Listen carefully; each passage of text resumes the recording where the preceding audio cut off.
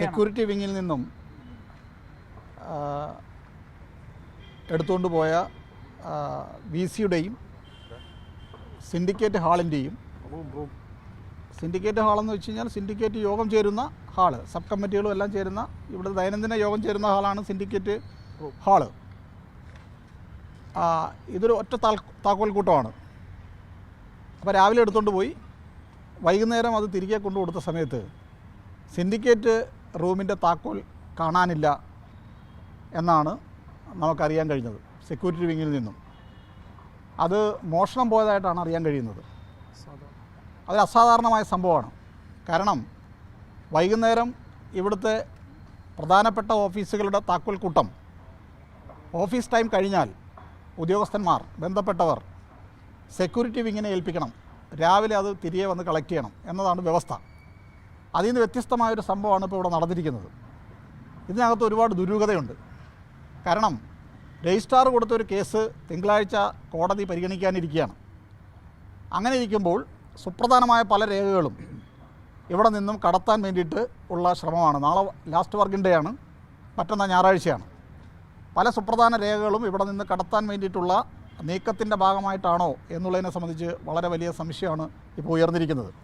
കാരണം syndicate room തുറന്നു കഴിഞ്ഞാൽ അതിനകത്തൂടെ VC-യുടെ റൂമിൽ കയറാം. ഡയറക്റ്റ് VC-യുടെ റൂം തുറക്കേണ്ട കാര്യമില്ല.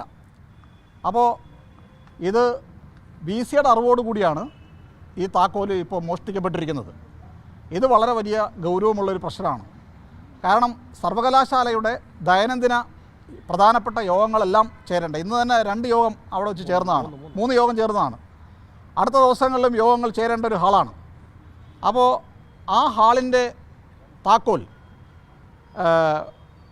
മോഷ്ടിച്ച് കൊണ്ടുപോവുക എന്നുള്ളത് സിൻഡിക്കേറ്റിൻ്റെ പ്രവർത്തനത്തെ തടസ്സപ്പെടുത്തുക എന്നുള്ള ലക്ഷ്യത്തോടു കൂടിയാണ്. അങ്ങനെയാണെന്നുണ്ടെങ്കിൽ സിൻഡിക്കേറ്റ് ഹാള്, വിവിധ കമ്മിറ്റികൾ യോഗം ചേരുന്ന ഹാള്, അതിൻ്റെ താക്കോൽ ബോധപൂർവം VC-യുടെ അറിവോടുകൂടി മോഷ്ടിക്കപ്പെട്ട് അതിൻ്റെ പ്രവർത്തനം തടസ്സപ്പെടുത്താനാണ് ഭാവമെങ്കിൽ VC-യുടെ ഓഫീസ് നാളെ മുതൽ പ്രവർത്തിക്കുന്നതിനെ സംബന്ധിച്ച് ഞങ്ങൾ ആലോചിക്കും. ആ നിലയ്ക്ക് തന്നെയാണ് ഞങ്ങൾ അതിനെ സംബന്ധിച്ചുള്ള കാര്യങ്ങൾ കാണുന്നത്. വളരെ ഗൗരവമുള്ളതാണ് ഇത്. എനിക്ക് തോന്നുന്നു ബന്ധപ്പെട്ട ഉദ്യോഗസ്ഥൻ കാര്യങ്ങൾ രജിസ്ട്രാറെ റിപ്പോർട്ട് ചെയ്തിട്ടുണ്ട്, രജിസ്ട്രാർക്ക് റിപ്പോർട്ട് ചെയ്തിട്ടുണ്ട്. അതിൻ്റെ അടിസ്ഥാനത്തിൽ ഇത് പോലീസിൽ കേസ് കൊടുക്കുമെന്നാണ് ഞങ്ങൾ പ്രതീക്ഷിക്കുന്നത്. സമഗ്രമായ ഒരു അന്വേഷണം പോലീസിൻ്റെ ഭാഗത്തു നിന്ന് ഉണ്ടാവേണ്ടതായിട്ടുണ്ട്. ഇങ്ങനെ ഒരു സംഭവം കേരള സർവകലാശാലയുടെ ചരിത്രത്തിൽ ആദ്യമായിട്ടാണ്. ഇതൊരു അസാധാരണമായ സംഭവമാണ്. ഇത് വളരെ ഗൗരവത്തോടു കൂടിയാണ് ഞങ്ങൾ കാണുന്നത്. ഞങ്ങൾ ഇപ്പോഴാണ് കുറച്ചൊരു 7-7:30 ആയ സമയത്താണ് ഇങ്ങനൊരു താക്കോൽ ഇവിടെ ഇന്ന് കൊണ്ടുപോയതിൽ തിരികെ കൊണ്ടുവന്നൊരു താക്കോൽ കൂട്ടത്തിൽ സിൻഡിക്കേറ്റ് റൂമിൻ്റെ താക്കോൽ കാണുന്നില്ല എന്നുള്ളത് ഞങ്ങളൊരു 7:30 കൂടിയാണ് അറിയുന്നത്. അത് വളരെ ഗൗരവമുള്ളതാണ്. അല്ലല്ല, എല്ലാ ദിവസവും തുറക്കണം. ദൈനംദിന കമ്മിറ്റി കൂടുതലല്ലേ, സബ് കമ്മിറ്റികളുണ്ട്, സ്റ്റാൻഡിംഗ് കമ്മിറ്റികളുണ്ട്, വിവിധ പോസ്റ്റുകളിലേക്കുള്ള സെലക്ഷൻ കമ്മിറ്റികളുണ്ട്. ഇതെല്ലാം കൂടുകയാണ്. ഇന്ന് 3 യോഗം ഉണ്ടായിരുന്നു. ഈ സിൻഡിക്കേറ്റ് റൂമിൻ്റെ ഒരു പ്രത്യേകത, സിൻഡിക്കേറ്റ് റൂം തുറന്നു കഴിഞ്ഞാൽ അതിലൂടെ VC-യുടെ സെക്ഷനിലേക്ക് കിടക്കാം. മനസ്സിലായില്ലേ? അപ്പോൾ അതുകൊണ്ടെല്ലാം അതിനകത്ത് ഒരുപാട് ദുരൂഹതയുണ്ട്. കാരണം സുപ്രധാനമായ പല രേഖകളും ഇപ്പോൾ തന്നെ ഞാൻ പറഞ്ഞല്ലോ, നേരത്തെ തിങ്കളാഴ്ച ഒരു കേസ് പരിഗണിക്കുകയാണ്.